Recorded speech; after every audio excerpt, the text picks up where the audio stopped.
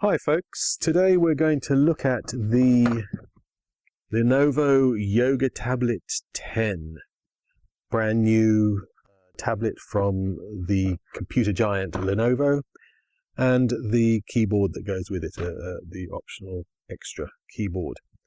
So let's have a look at the Lenovo Yoga 10 tablet.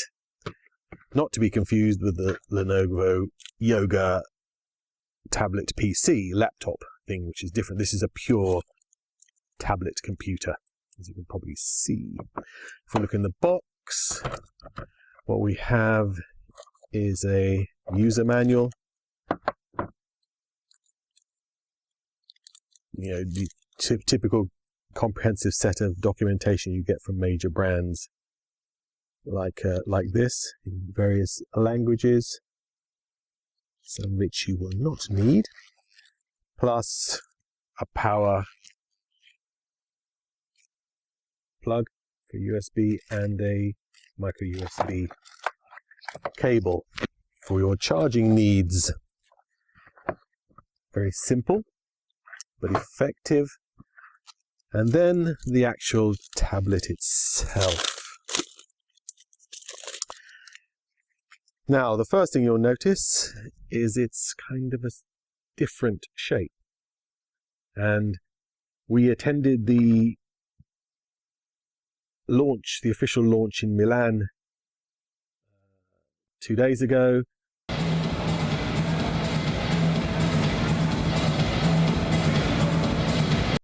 And the explanation for the shape, amongst other things, was that it was easier to hold in the hand. It also contains the long life battery, because the main claim to fame for this tablet is an 18-hour battery life. Well, clearly it's a tablet, so we want to use a low power, high performance microarchitecture. As you can see, it's fairly conventional Android on the screen. The actual unit itself has a power switch here in one side, the micro USB for the charger, 3.5 for the headphones and the volume up and down, and a little tiny microphone there for your Skype calls and things like that. Has a 5 megapixel camera on the back here and a 2 megapixel on the front for your narcissistic calls. Here's the little clever thing, which they make a lot of.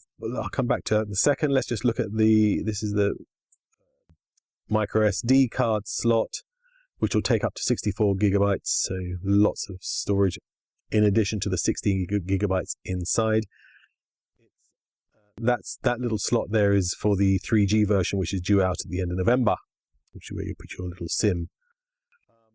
The specifications of the unit: 1.2 quad core processor, 1 gigabyte of RAM, 16 gigs of storage on board, Android 4.2.2, 1280 by 900 screen, and what else? Fully capacitive, of course, and touch screen. Very nice screen, to be honest with you. And that amazing battery life. Now, coming back to this little doohickey on the back here, this is either for using as a tilt unit on a desk, so that if you put it onto a desk, you can view it as you're sitting without it, acts like a little stand. The second point is to have it upright for watching movies, or in the kitchen maybe for doing recipes and such like.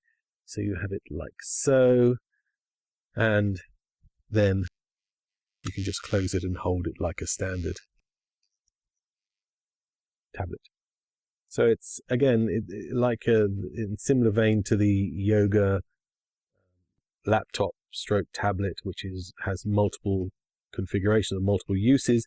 This is the same with this Lenovo tablet, Yoga Tablet 10. This is the 10-inch version. There are two versions, the 8-inch and the 10-inch. They both have the same screen resolution, so you're going to lose a little bit of clarity on the larger screen, but in all other ways, this is a fine screen. I don't think you'll have any problems with using it or complaints about how it runs or anything like that. From what we're seeing, it's very adequate.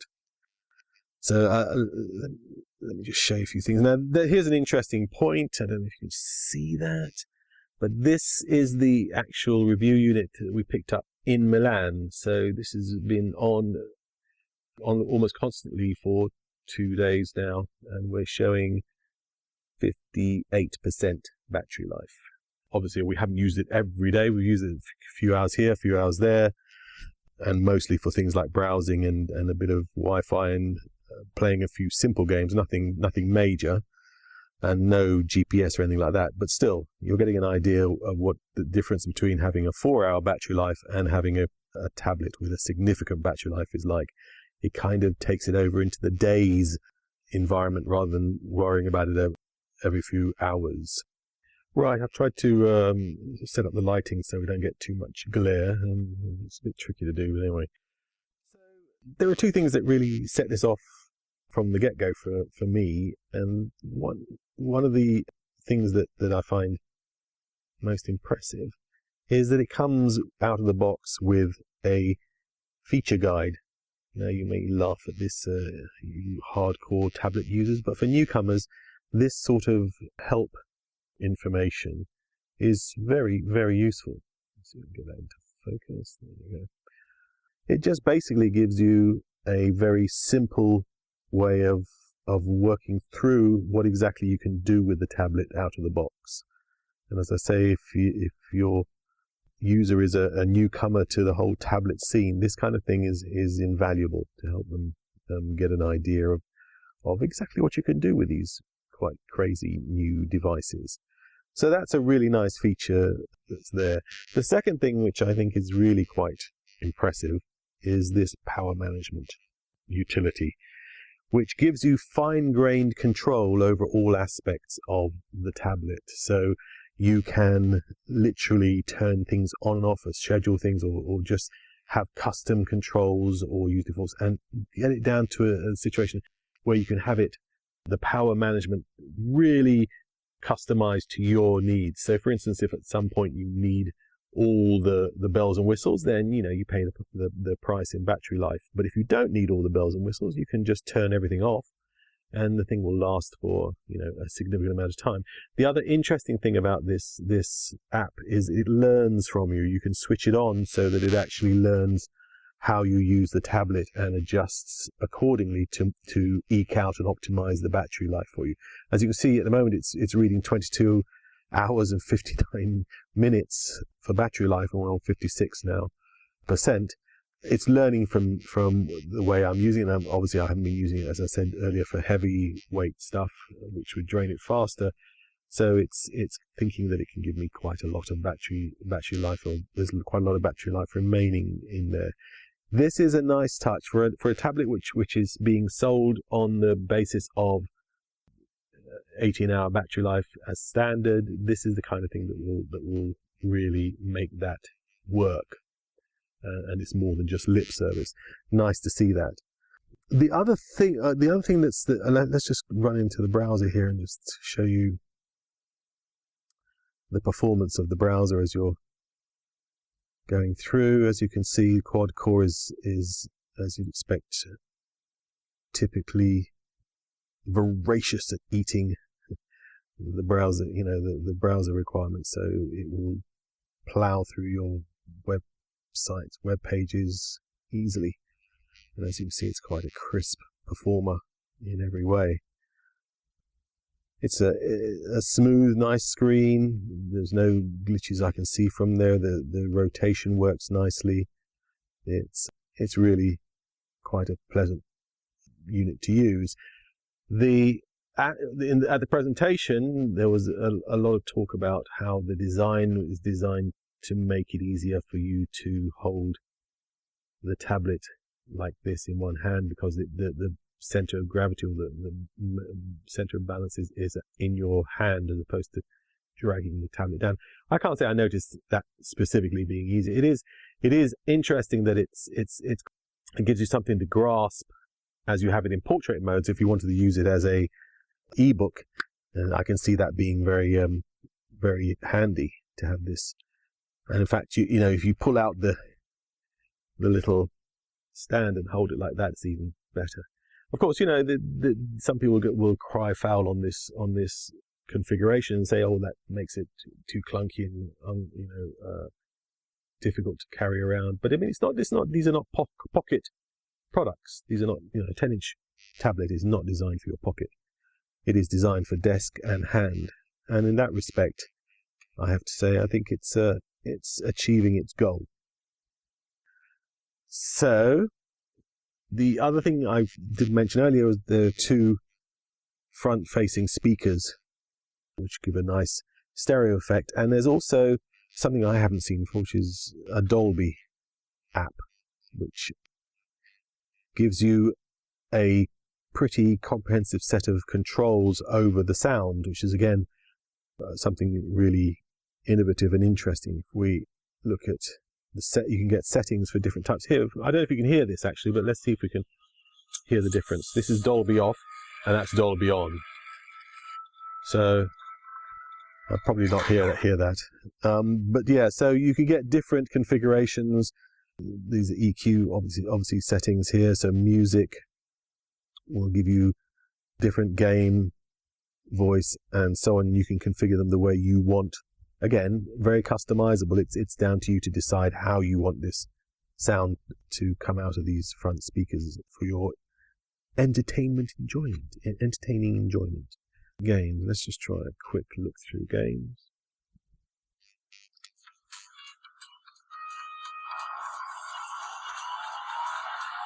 So again, real racing with the sound coming through the two front speakers.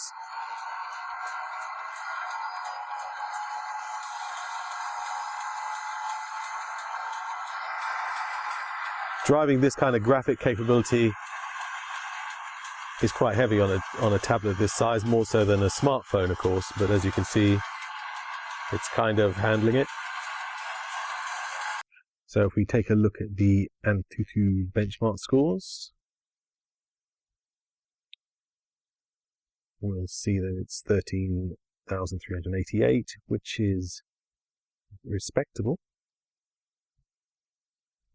Bear in mind that a lot of folks here tend to tweak and manipulate their scores.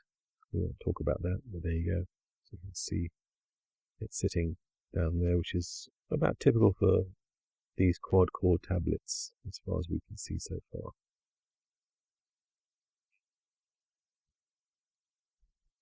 You get the full range of the Google Play Store available to you as well, so there's nothing missing from there. Another interesting app that comes as standard is the textbook sort of ebook reader, which, when you look in portrait mode, is quite a nice legible page to read. So it's going to be that combined with the stand for movie watching and the kind of the form factor for holding for reading, as I said, with this lip on the side here, which mimics a sort of a book spine. It's quite a nice little all-round multimedia player. One interesting thing we've noticed is that on the front page you've got Route 66 rather than Google Maps included as a standard navigation system, which is different. And it's nice to see that there's options available. If you look on the second screen, of course, Google Maps still exists, but it's just not taking front and center on the Yoga tablet, as with other tablets, which is, as I say, nice to see.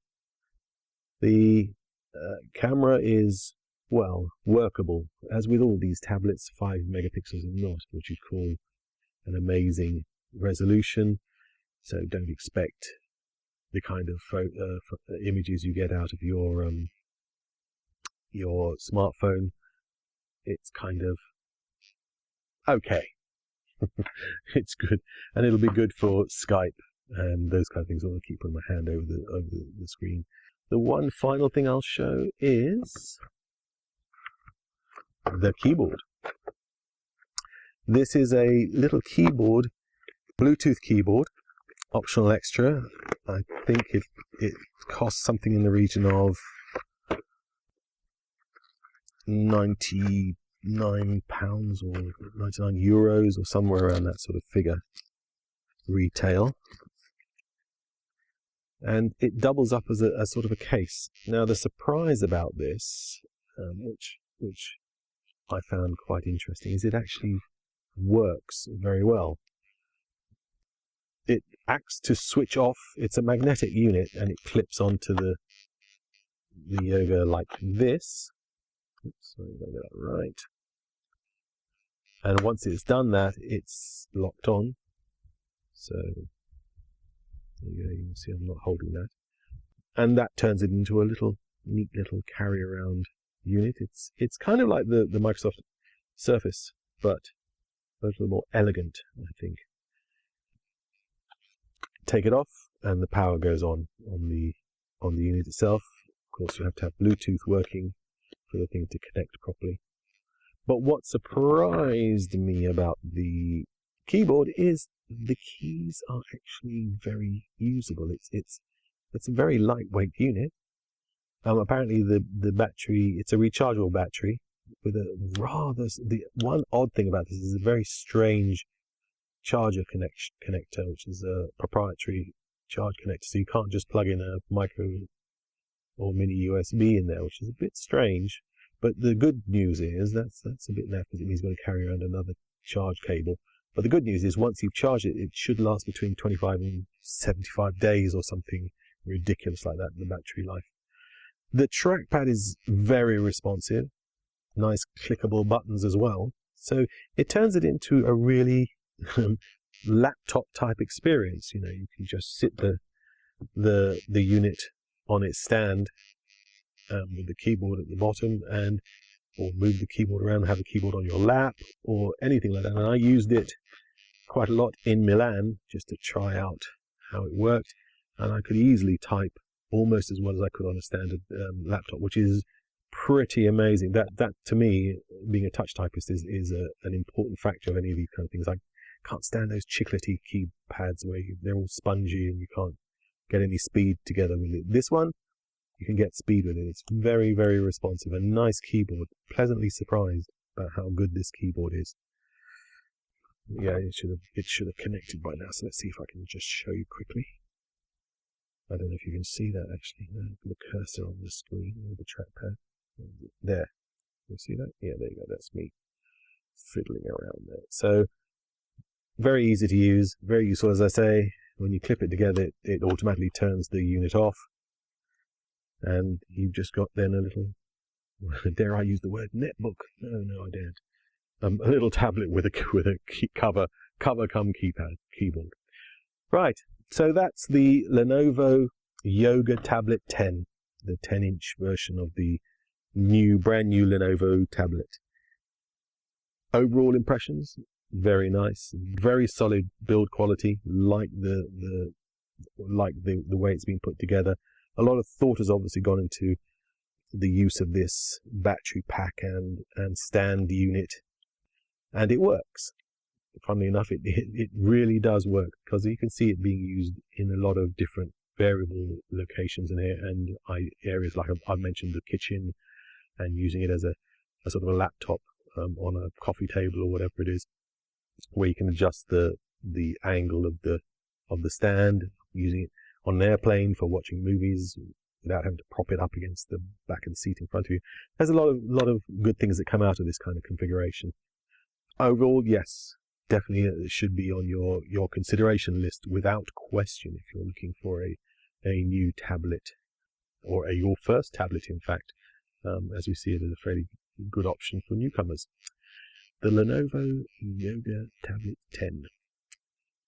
As usual, if you've enjoyed this video, please like us and favorite us and share and subscribe to our channels. We'll bring you more goodies like this. Thanks very much.